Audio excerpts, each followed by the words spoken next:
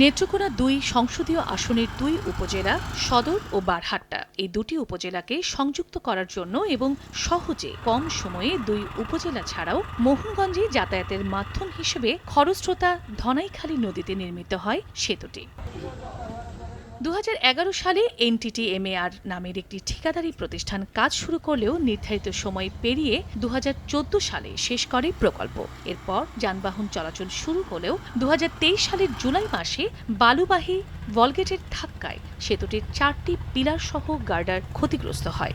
এরপর LGD সেতুটিকে ঝুঁকিপূর্ণ ঘোষণা করে ভারী যান চলাচল বন্ধ করে সেতুর কয়েকটি জায়গায় ইটের গাঁথনি দিয়ে প্রাচীর দেয়। তবে CNG সহ ইজি বাইক, মোটরসাইকেল, অটোরিকশা ও রিকশা চলাচল করছে।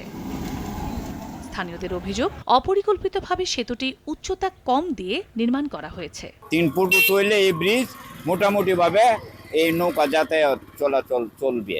দেওয়াল দেওয়ার পরে মানে বিকল্প কোনো রাস্তা নাই যে মানুষ চলাচল করবো, যে কারণে মানুষ জীবনের ঝুঁকি নিয়েই সেতু পার হইতেছে। তো আমরা চাই যেন প্রশাসনিকভাবে এই কাজটা তাড়াতাড়ি ঠিক হয়ে যায়। এদিকে তৎকালীন MP মন্ত্রীর যোগ সাজসে ক্ষমতার দাপট দেখিয়ে LGDর কর্মকর্তা কর্মচারীদের হুমকি ধামকি ও লাঞ্ছিত করে সেতুটি নির্মাণ করা হয়েছে জানালেন নির্বাহী প্রকৌশলী। স্থায়িত্ব পর্যালোচনা করে সেতুটি নতুন করে করার প্রস্তাব পাঠানোর আশ্বাস তার। এর জন্য দায়ী কিন্তু সম্পূর্ণ আপনার যে সাবেক MP এবং তার লোকজন। স্টাফদের অনেক হুমকি ধামকি দিয়েছে, কি ধরনের আমরা ব্রিজ করবো, উইথটা আমরা কত করব, সেটা স্টাডি করে আমাদের এস্টিমেটটা আসবে, ডিজাইন সাপেক্ষে এস্টিমেটটা নির্ধারণ করা যাবে।